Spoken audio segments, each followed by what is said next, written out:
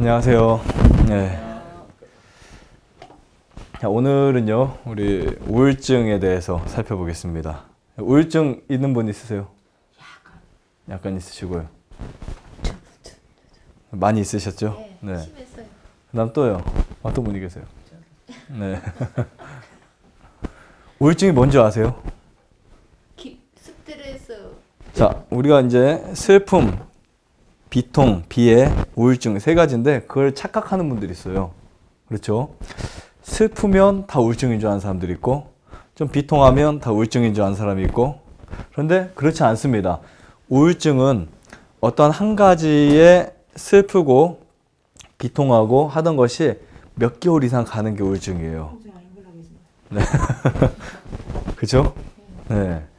그래서 오늘은 이 우울증을 자연 치유하기 위해서 어떤 방법을 선택해야 하는지, 그리고 또 우리 모두에게 사실은 내가 갑자기 사업을 하다가 망하거나, 이 우울증은 뭐 선천적으로 오기보다는 대부분 생활 속에서 오거든요.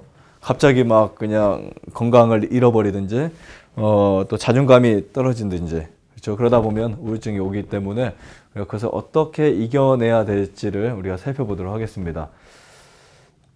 자, 우울증이란 쉽게 말하면 의욕이 저하되는 거예요. 여러분 뭐 이렇게 하다 보면 그냥 하기 싫은 거 있죠?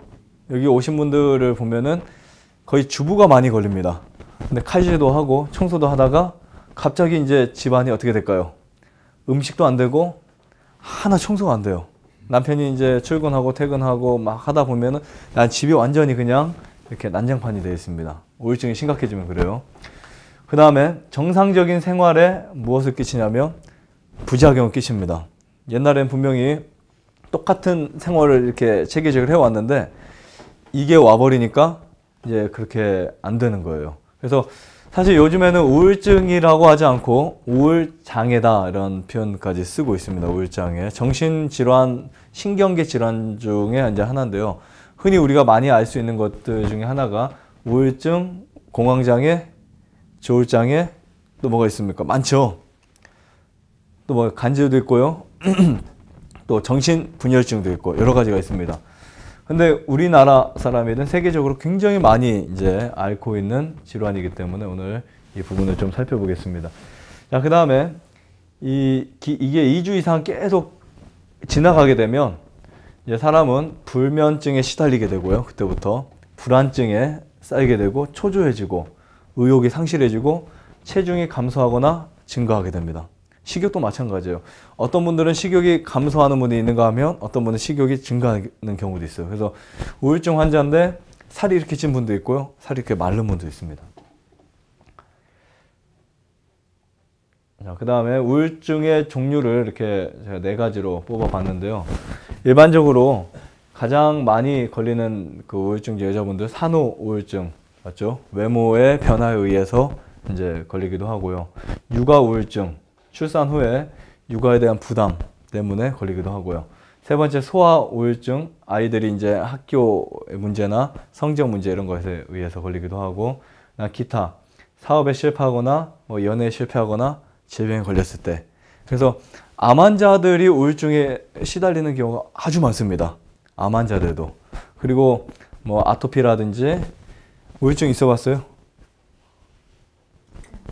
네. 아토피에 있는 사람들도 우울증에 굉장히 많이 이제 걸리는데요. 근데 이게 어디에서부터 원인을 찾아서 해결해야 될까요? 자, 우선은 넘어가서 제가 보겠습니다. 자, 이게 뭐죠? 여러분 이거 다 갖고 계신가요? 갖고 계세요? 네, 있죠? 자, 이 뇌인데 우리 뇌에는 우리가 지금까지 알고 있었던 모든 호르몬이 거의 대부분 어디서 나온다 그래요? 뇌에서 나온다 그래요. 그렇죠? 자, 그러면 한번 살펴볼까요? 여러분들이 기쁠 때 생기는 호르몬 엔도핀 있죠? 슬플 때 생기는 호르몬 뭐가 있죠? 아드레날린. 그 다음에 진짜 정말 행복할 때 생기는 호르몬 아니요. 다이돌핀. 엔도핀의 100배라고 하죠. 그 다음에 햇빛을 보면 생기는 호르몬 세로토닌. 잠 잘 자면 생기는 호르몬 멜라토닌. 네, 이런 식으로. 근데 이 멜라토닌과 세로토닌은 거의 같은 역할을 많이 해줘요. 네. 특히 이제 또 뇌에는 많이 웃으면 생기는 호르몬인 도파민도 있습니다. 그 도파민이 충분하지 않으면 이런 막 그 파킨슨氏병 있죠? 그런 병에 걸릴 수 있어요. 멜라토닌이 부족하면 어렸을 때 성장이 잘 안 되고, 그 다음에 회복이 안 되고, 피부가 검해지면 잘 해독이 안 되고, 그 다음에 기억이 잘 상실되고, 뭐 이런 것들이 이제 멜라토닌의 효과에 굉장히 그런 부분이 미칩니다. 이 송과체, 이 시차라고 하죠. 시간이 해가 뜨고 지는 그 시차에 의해서 우리 뇌가 이 멜라토닌을 분비는 시간과 분비시키는 시간과 분비시키지 않는 시간으로 나눠져 있어요. 자, 이를테면 하루 중에 이 멜라토닌을 생성할 수 있는 아주 중요한 시간들이 있습니다. 몇 시인지 아시겠죠? 여기서 배우셨죠? 그래서 몇 시에 자야 된다고요? 네. 그럼 10시부터 11시, 12시 자정에 이럴 때 1시, 2시까지는 굉장히 많이 나와요. 그러다가 뚝 떨어지기 시작합니다. 그 다음에 세로토닌, 여러분들이 이 햇빛을 많이 쬐시고 하다 보면 이제 그 세로토닌을 분비시킬 수 있는 호르몬이 대사되는데, 자, 여기 더 보겠습니다. 아, 근데 제가 한 가지 설명을 이따가 깜박할까봐 여러분들 하나 더 해드리고 갈게요. 이 뇌의 호르몬들이 나오는 것이 굉장히 많은데, 이거 못지않게 또 나오는 곳이 또 있어요. 뇌 말고. 어디가 있는 줄 아세요? 갑상선 말고요. 소화기관에 있습니다. 네, 장에 있어요. 그래서 장을 굉장히 요즘 중요시하는 시대가 돼버렸어요. 그래 안 그래요? 장이 건강해도 이제는 뇌에서 나오던 모든 호르몬들이 거기서도 나올 수 있다는 거예요. 자, 다음 그림을 보면요. 자기 뇌의 구조를 이렇게 자세히 보면요. 첫 번째로 이 우울증의 원인을 찾아 해결해야 되는데, 그 원인 중에 하나가 이 편도체 있죠. 뇌에 보면 시상 하부 밑에 쪽으로 쭉 내려와서 보면은 편도체가 있습니다. 이 편도체는 여러분들이 불안에 떨 때 공포에 의해서 흥분되기 시작해요. 근데 보통 언제 이런 감정들이 이렇게 쭉 오기 시작하냐면 병원에서 검사 받을 때. 그렇죠? 검사를 해놓고 기다리는 시간. 그렇죠? 그래 안 그래요? 그 기다리는 시간 동안 굉장히 불안합니다. 그리고 암이라는 선고를 받았을 때, 암 말기입니다라는 소리를 들었을 때 내 편도체가 이렇게 흥분되기 시작해요. 난 또 어디가 시상하부가 이제 또 스트레스 받겠죠. 우리가 보통 누구에게 화를 내거나 아니면 누가 나에게 화를 냈을 때 이 시상하부의 스트레스 호르몬 분비와 교감신경계의 항진에 관여하기 때문에 이쪽에게 또 문제가 생겨요. 그 다음에 자, 해마. 편도체에서 조금 옆으로 오면 이 해마라는 기관이 있는데, 이것도 역시 불안과 공포가 해마와 대뇌피질의 장기 기억으로 저장을 해놓습니다. 예를 들면 이런 거 있죠. 병원에서 흔히 6개월밖에 못 삽니다 라고 하면 거의 대부분 사람들이 6개월 넘기지 못하는 경우가 허다해요. 한 달밖에 못 삽니다. 정말 한 달밖에 못 삽니다. 그 이유가 뭐냐면 우리 머릿속에 장기적으로 기록을 해놓기 때문에 그래요. 그래서 받아들였어요. 그래서 우리가 어떤 상처를 받거나 어떤 그 굉장히 슬픈 그런 일들을 만났을 때는 그것이 굉장히 많이 오랫동안 기억이 됩니다. 그래서 그것을 지워버려야 돼요. 뇌간도 마찬가지로 흥분과 각성으로 과긴장과 과호흡에 관여하기 때문에 우리가 스트레스를 받을 때 지금 이 뇌에 있는 부분들이 굉장히 망가지기 시작하죠. 다시 말하면 첫 번째 이 편도체에서 해마로 이렇게 쭉 우울증이 가는 경로를 한번 살펴볼게요. 자, 우리가 어떤 이유든지 간에 스트레스를 받게 되면 시상하부에 이제 관여를 하기 시작합니다. 그러면 양쪽으로 나눠져서 이제 뇌에서 뇌 하수체와 뇌간으로 가면서 이제 신경을 자극하기 시작하죠. 그래서 사실 이 우울증의 원인 어디에 있다고요? 첫 번째로 어디에 있을까요? 여기 보니까 뇌에 있다는 거죠. 뇌. 그렇죠. 뇌의 상태가 어떠냐에 따라서 여러분들이 우울증에 걸리기도 하고 혹은 그것을 이겨내기도 하고 이런 부분들을 우리가 이해할 수 있습니다. 자, 그런데 이게 뭐죠? 그냥 과자가 아닌데요. 그렇죠? 제가 이제 뇌에서 소화기관 쪽으로 가는 거예요. 자, 왜냐하면 위가 막히면 어디가 막힌다? 뇌가 막힌다. 그렇죠? 뇌와 위의 이 신경은 굉장히 아주 밀접한 교감 작용을 해요. 그래서 이 뇌 위장 속을 가득 채우거나 부패한 음식을 먹었을 때 이 뇌의 신경 전달 물질을 잘못 만들어냅니다. 그래서 선택의 차이 그리고 생각의 차이가 엄청난 파장을 만들어내요. 자, 이게 이제 크래커인데요. 이 크래커의 원조가 이제 그램이라는 목사님이신데요. 혹시 들어보셨어요, 사모님? 크래커 원조? 통밀 크래커. 이분이 이제 육류가 정신 기능을 손상하고 육류의 분해 산물의 독성이 대장에 흡수되면 우울증, 피로, 두통, 공격적인 성격과 정신적 질환을 유발한다고 이런 기록을 했어요. 야, 이게 수십 년, 거의 굉장히 오래됐죠. 옛날인데 이런 그 자연치유에 정말 딱 떨어지는 말을 했어요. 그러니까 병원에서는 이런 표현을 할 수가 없습니다. 이걸 보면요. 육류를 섭취하게 되면 어디에 손상을 입힌다고요?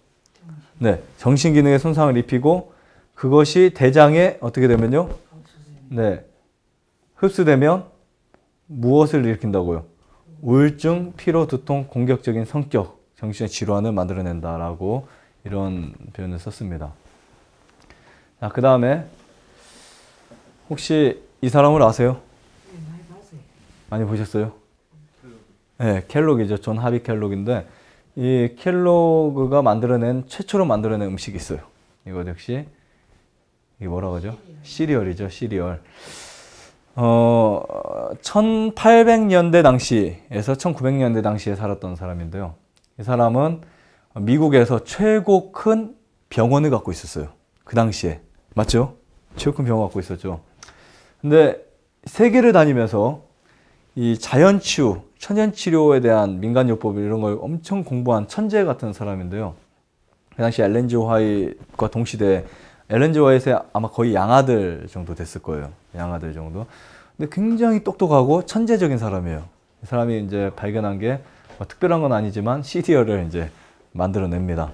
근데 이 켈로그도 이런 표현을 하죠. 문명화된 인간에게 나타나는 국가의 무능력에서 도덕적, 사회적 질병까지 모든 만성질병의 10분의 9 정도가 육식이 원인이다 라고 표현을 했어요. 자, 그러면 지금 현대 우리가 살고 있는 이 시대의 우울증의 대부분의 원인은 뭐라고요? 대부분이 육식이라는 거예요. 네. 육식만 바꿔도 우울증이 제가 볼 때 한 50% 이상 해결될 거예요.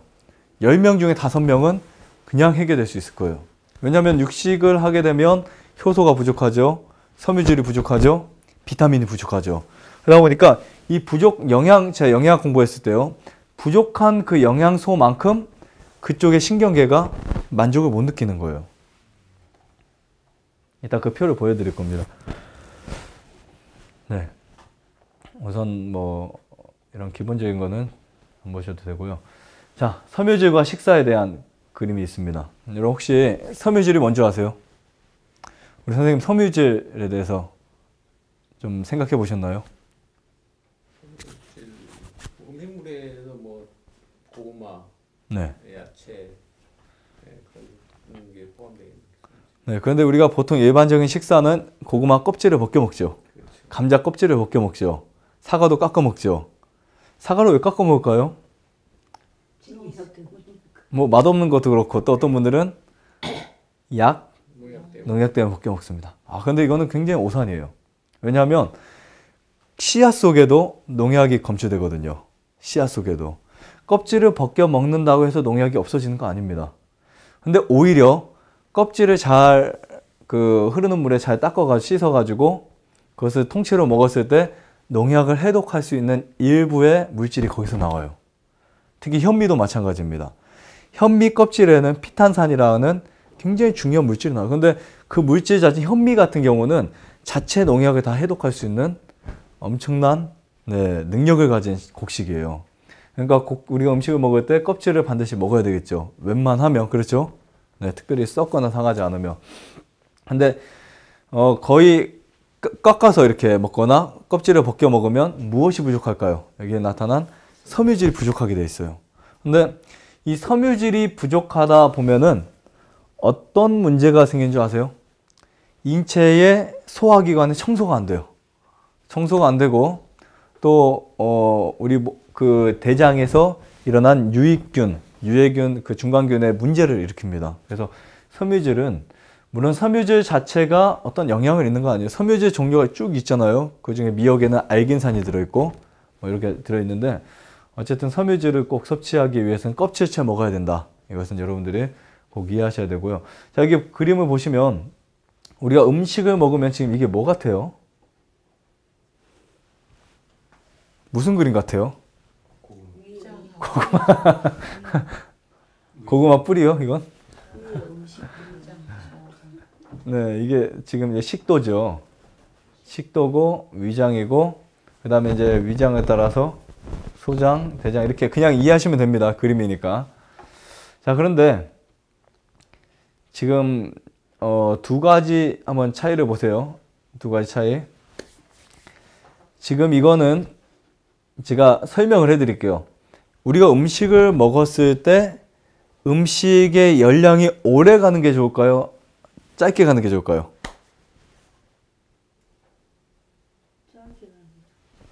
짧게 가는 게 좋아요? 오래 가는 게 좋아요? 짧게 가는 게 좋다라고 생각하면 설탕 드시면 돼요. 그렇죠? 열량이 팍 올라왔다가 뚝 떨어지겠죠. 설탕보다 좀 더 길게 가고 싶다. 그러면 흰쌀 드시면 돼요. 흰쌀. 그렇죠? 그거보다 좀 더 오래 가고 싶다. 현미 드시면 됩니다. 이해하셨죠? 다시 말하면 우리가 식사를 하고 나면 거의 혈당을 잴 때 여러분 식사하고 재시나요? 아니면 식전에 재시나요?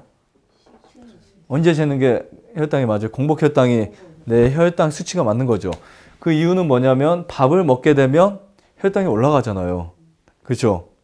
그렇기 때문에 공복에 이제 혈당을 재는 게 맞지만 이제 중요한 것은 밥을 먹으면 혈당이 무조건 올라갑니다. 현미를 드시던 고구마를 드시는 뭐를 드시든. 근데 그 올라가는 게 빨리 올라가냐 아니면 천천히 올라가냐 이 차이가 있고요. 그 다음에 이제 그 후에 빨리 떨어지냐 아니면 또 천천히 떨어지냐 이 차이도 굉장히 중요합니다. 제가 우울증 이야기인데 왜 갑자기 이 이야기를 할까요? 자, 우울증도 이 탄수화물, 포도당과 굉장히 관여하거든요. 그러니까 우울증이 있는 분들은 절대 설탕 드시면 안 돼요. 단 거 많이 드시면 안 됩니다. 그 다음에 흰쌀이나 흰 밀가루 이런 거 절대 드시면 안 됩니다. 우울증의 치료를 뭐 할 수 있는 게 아니라 우울증을 계속 더 심하게 만들어요. 자, 이쪽 거는 이제 굉장히 빨리 포도당 올렸지만 떨어뜨리는 부분이고 천천히 내려가기 때문에 우리 몸속에 영양 대사 물질을 이제 균형지게 만들어 놓습니다. 자, 그 다음에 여기 보시면 정상 혈당. 여러분 정상 혈당과 고혈당과 저혈당을 보시면요. 혈당이 쭉 내려가면 사람이 사망할 수 있을까 없을까요? 사망하겠죠. 근데 여러분들이 이제 인스턴트 식품들이나 백미, 밀가루, 과자 이런 것을 섭취하게 되면 고인슐린 상태가 되면서 쉽게 발생하는데 저혈당으로 떨어지는 확률이 아주 높아요. 그렇죠? 근데 정상은요.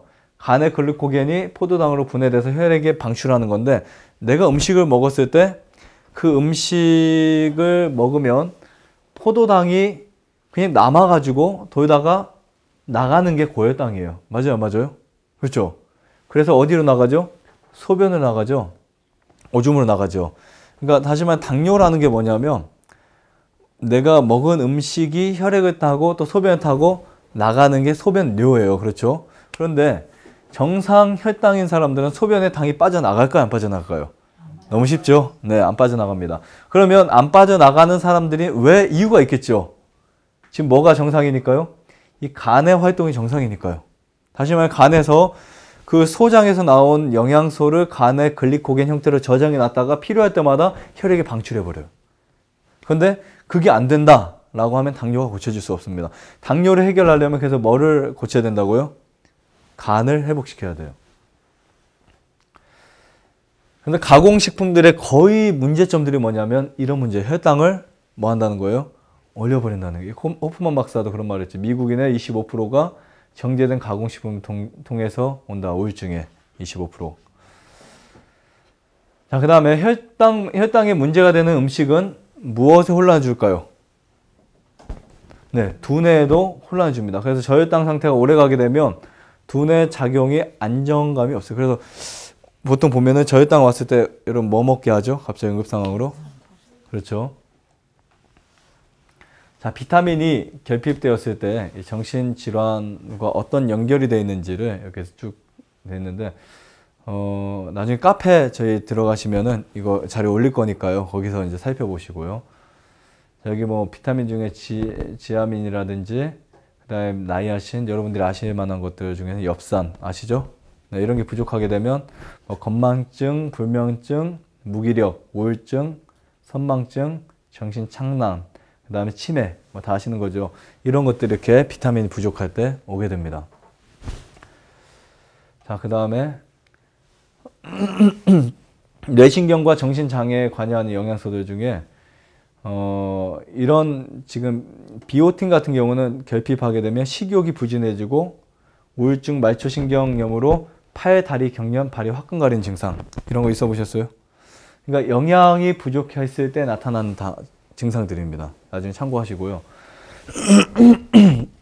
그 다음에 이제 칼슘은 비타민 아니죠. 미네랄이죠. 칼슘이 부족한 경우는 신경 섬유를 통해서 전해지는 자극 전달에 칼슘이 필요한데, 이제 한 신경세포에서 다음 신경세포로 자극을 전달할 때 두뇌 신경 섬유를 연결하는 마디에 있는 이런 그 작용들이 이제 문제가 생깁니다. 칼슘 부족할 때. 그 다음에 비타민 12 같은 경우는 현미에 굉장히 많거든요. 그러니까 여러분들 현미를 잘 씹어 드시면 비타민 12 같은 경우를 충분히 이렇게 흡수할 수 있는데, 이게 부족하면 신경 수초합성의 필수 성분이며 이게 결핍되면 신경장애, 우울증이 나타난다. 그래서 여기에서 어떤 거 하나하나만 부족해도 우울증이 걸릴 수 있어요. 그렇죠. 똑같은 스트레스를 받고 똑같은 그러한 어떠한 충격을 받았는데 왜 이 사람은 걸리고 이 사람은 안 걸리냐?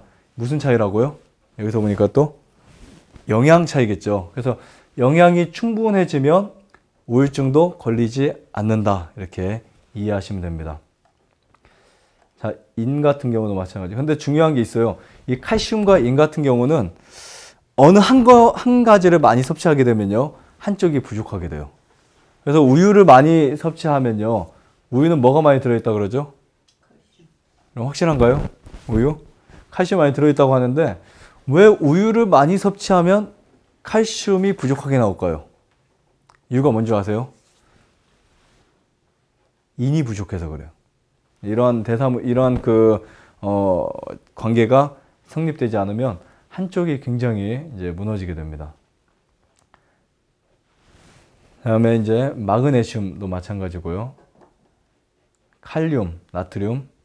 자, 특히 이제 소금이 부족하게 되면 세포 외액으로 칼륨 세포 내액에 있으면서 이제 그 삼투압 작용을 하잖아요. 그렇죠? 그리고 나트륨 펌프를 통해서 세포 안에 있는 그 물과 세포 밖에 있는 물을 맞춰주는데, 이게 부족하게 되면 항상성이 깨지기 때문에 이제 문제를 일으키게 됩니다.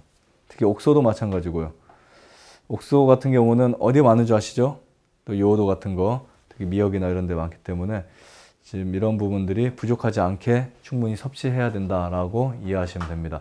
자, 근데 우리가 자연식을 하면요, 부족할 일이 있을까요, 없을까요? 절대 없어요.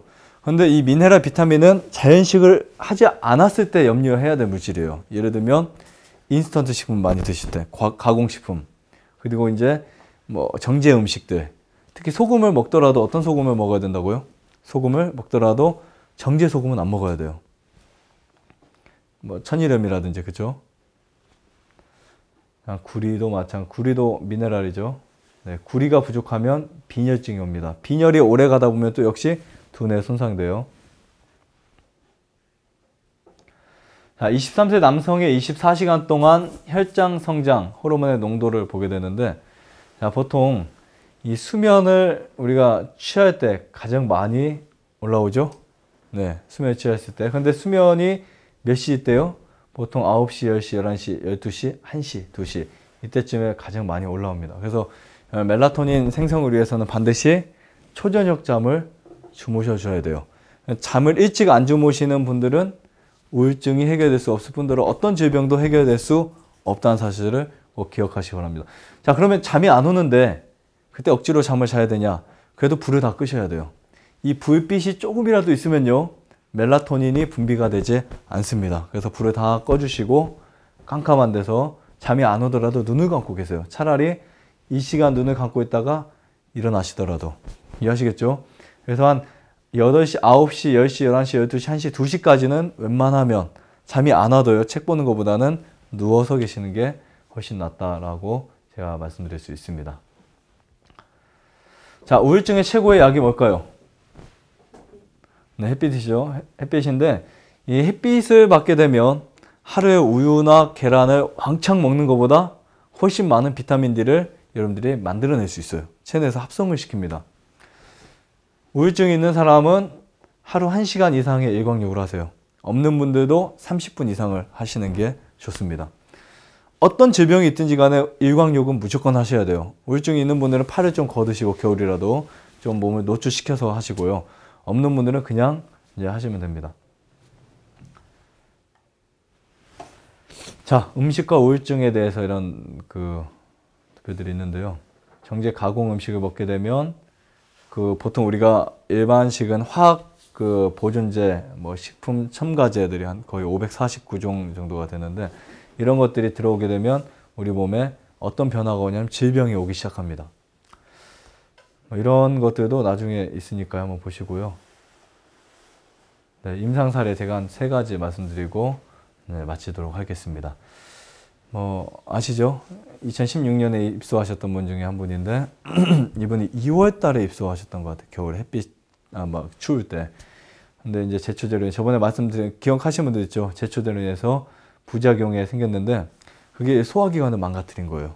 소화기관도 망가뜨리고 스트레스 받았던 뇌신경도 망가지고 했는데 이분이 이제 잠을 하루에 거의 1시간, 어떤 때는 30분도 못 주무신 적도 있다고 이제 표현까지 하십니다.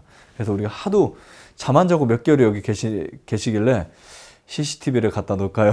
라고 우리는 못 믿고 본인은 막 억울해하고 이제 그렇게 됐는데 어쨌든 이분이 소화 불량이 몇 개월 갔어요. 근데 어쨌든 한 달 만에 회복이 되는 기미를 보이기 시작했어요. 이분이 이제 식사하시고 처음에는요, 그냥 막 지나가면은 자존심도 굉장히 세고 성격도 있는 분이고 한데 다 풀이 죽어가지고 살려달라고 막 애원을 한 분이었어요. 그냥 제가 지나만 가면요, 막 손을 잡고 살려주세요, 살려주세요. 막 꼭 정신 이상한 사람처럼 살려달라고 했는데 지금 멀쩡하시잖아요, 그렇죠? 굉장히 멀쩡하시고 얼마 전에 오셨다 가셨어요. 멀쩡하시고 지금 굉장히 많이 좋아졌습니다. 근데 이분이 좋아지는 이유가 있어요. 이유 중에 하나가 뭐냐면 햇빛을 쬐고 자꾸 운동을 하고 좋은 산소를 마시고 매일 음식을 먹다 보니까 조금씩 좋아졌어요. 그러다 보니까 나중에는 지금 일도 하시고 굉장히 좋아졌습니다. 자, 그 다음에 2016년 7월에 입소하신 분인데 우리 신사모님 오시기 전에 오셨다 가셨겠네요. 그렇죠? 이분이 한 달 있으려고 하셨는데 이제 55세예요. 근데 이분은 반대로 수면이 너무 많은 거예요. 수면이 굉장히 많고 의욕 상실로 인해서 가정일이 아예 안 되는 분. 남편은 택시 운전을 하시는데 집안에 일이 안 되니까 여기 오셔서 이제 자연출하러 오셨습니다. 근데 입소한 지 며칠 만에 그냥 싹 나서가지고 지금까지 멀쩡하세요. 16년, 17년, 18년. 아직 2년 안 됐네요. 그렇죠. 근데 한 5일인가 일주일 만에 갑자기 집에 가야 되겠다는 거, 이제 정신이 딱 돌아오니까. 왜요? 하니까 집안이 이제 신경 써지고 하겠죠. 근데 이때까지만 해도 막 다 죽어갔어요. 아무것도 의욕도 없고 정신도 그냥 없고. 근데 이분이 이제 입사한 지 며칠 만에 회복이 되면서 그 후로 지금까지 재발되지 않습니다. 지금 간호조무사로 일하고 계세요. 여기 거의 자주 오시죠. 자, 그 다음에 또 여자분인데 38살. 이분은 신경소화불량증, 불면증, 우울증 굉장히 심각한 상황이었어요. 그래서 남편이 처갓집에도 보내기도 하고, 그 다음에 이렇게도 해보고 저렇게 해봤는데 안 되는 거예요. 이 우울증이 심하면 문제가 뭐냐면 생활이 안 된다는 거예요. 아예. 대인관계가 안 되는 것뿐만 아니라 가정생활이 안 되는 거예요. 그래서 이분이 여기 오시게 됐는데 2주 계셨어요. 2주 계셨는데 일주일을 금식하시고 일주일에 보식하고 하셨는데 지금 얼마 전에 통화를 했어요. 지금도 아주 좋다고요. 아주 건강하다고. 그러니까 우울증 같은 경우는 내가 어떤 마음을 먹냐에 따라 달라질 것이고 어떤 음식을 먹냐에 따라서 달라지게 됩니다. 근데 왜 안 나으세요? 나으셨죠? 좋아지고 계시죠? 네. 그러니까 어떤 분들은 이렇게 며칠 만에 낫기도 하고 몇 주 만에 낫기도 해요. 네. 자, 이 그림을 아세요? 혹시 보신 분 있으세요? 이 영상을? 이제 장님인데요. 나는 장님입니다. 나를 도와주십시오. 라고 글을 썼어요. 그러니까 사람들이 지나가다 보니까 불쌍하니까 돈을 주긴 주지만 뭐 돈이 얼마 모아지지 않는 거예요. 그래서 한 여자가 지나가다가 불쌍했겠죠. 글을 바꿔줍니다. 어떻게 바꿨어요? 너무 아름다운 날입니다. 그러나 나는 볼 수 없네요. 라고 이렇게 바꿔놓으니까 모금이 많이 생기기 시작했어요.